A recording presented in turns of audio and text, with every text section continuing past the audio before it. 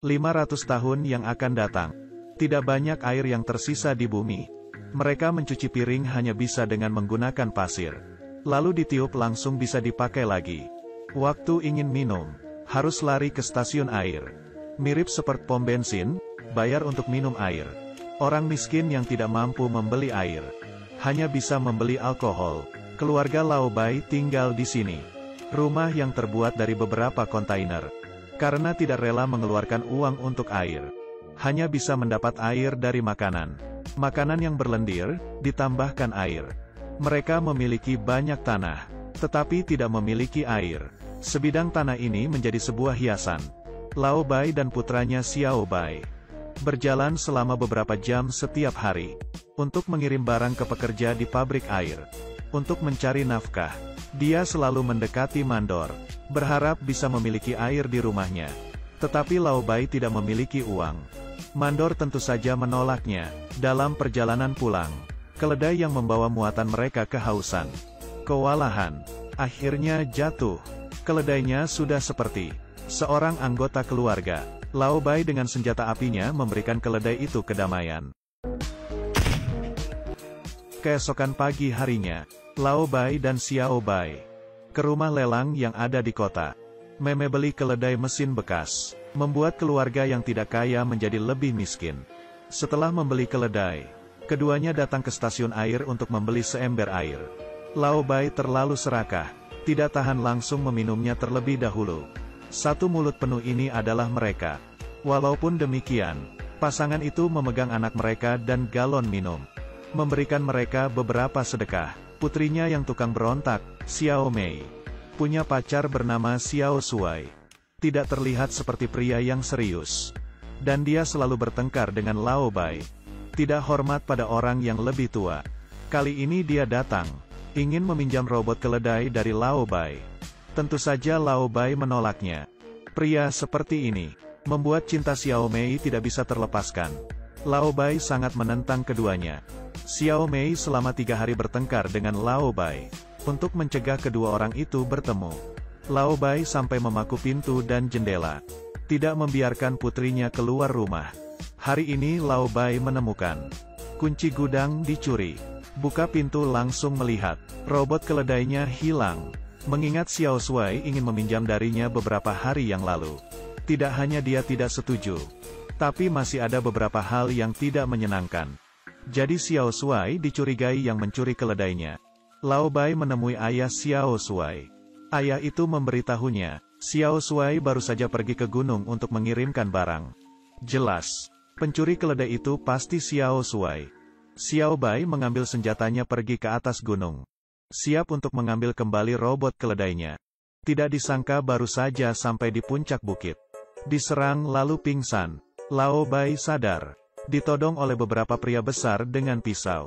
Para pekerja pabrik air berkata, Lao Bai menggunakan robot keledai untuk mencuri. Tidak peduli dengan penjelasan Lao Bai, mereka semua tidak percaya olehnya. Untungnya Lao Bai pandai bertarung, mendapatkan lagi senjatanya. Setelah fajar, dia akhirnya menemukan Xiao Shuai. Orang ini sebenarnya tidur tanpa malu. Dengan senjata di mulutnya, Xiao Shuai diikat. Lao Bai berpikir untuk membawa dia kembali.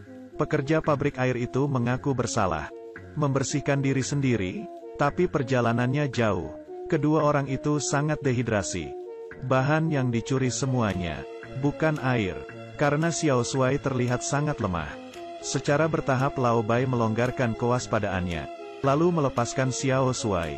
Tadinya Xiao Shuai juga berpikir untuk menghidupkan kembali tanah ini, tetapi dia tidak setuju dengan Lao Bai.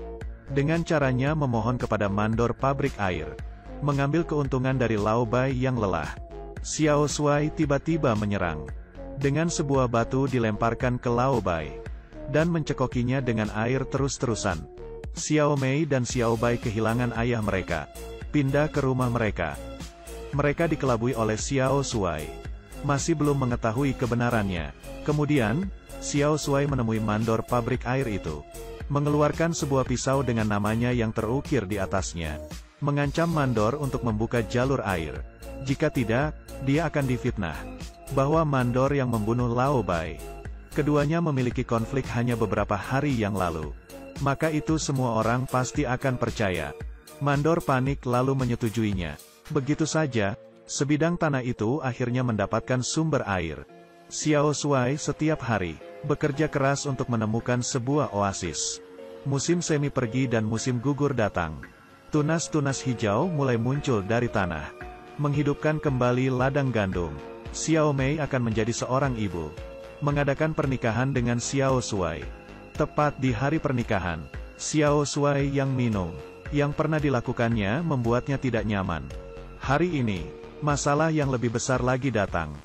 Beberapa petugas bank menunggangi kuda, mencari Xiao Shuai, karena kehidupan Lao Bai sebelumnya memiliki banyak hutang. Sekarang mereka ingin mengambil tanahnya untuk membayar hutang. Motor itu sudah akan terbang. Xiao Shuai tentu saja tidak setuju. Untuk mengumpulkan uang kembali, Xiao Shuai ragu-ragu. Dia menipu anak temannya. Diambil untuk dijual ke RFZ. Tanpa diduga ternyata RFZ orang yang berbahaya. Membunuh seorang teman. Xiao Shuai hampir mati. Untungnya reaksinya cepat. Tapi robot keledai juga kena dalam baku tembak. Sistemnya gagal karena terkena peluru.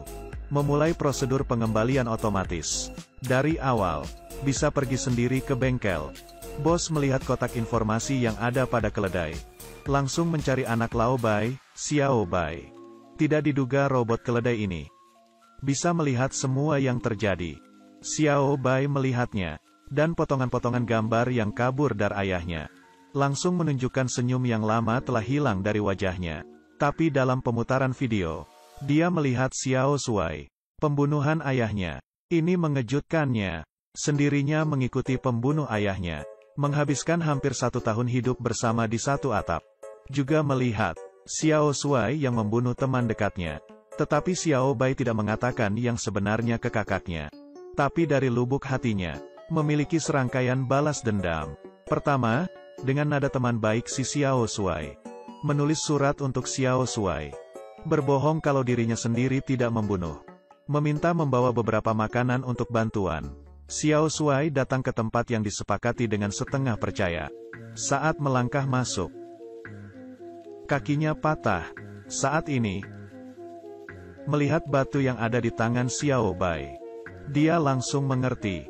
Kebenaran telah terungkap. Dia berpura-pura meminta ampun. Memohon Xiao Bai untuk memaafkannya. Tidak peduli seberapa gila dia menjerit. Xiao Bai sudah tidak peduli. Akhirnya Xiao Bai mengambil senjata, menyingkirkan Xiao Shuai. Setelah itu dia tidak mengatakan sepatah kata apapun. Membawa pulang robot keledai, untuk mengubur kebenaran itu sepenuhnya. Xiao Bai menghapus semua video robot keledai. Tidak pernah menyebutkannya lagi. Melihat gandum sudah matang, Xiao Bai yang masih muda memutuskan. Akhirnya tanah itu menjadi subur. Untuk dibawa bagi keluarga kecil itu. Seiring waktu mengalir, Xiao Mei juga pelan-pelan menerima. Tinggal bersama adiknya. Hidup sederhana dan bahagia.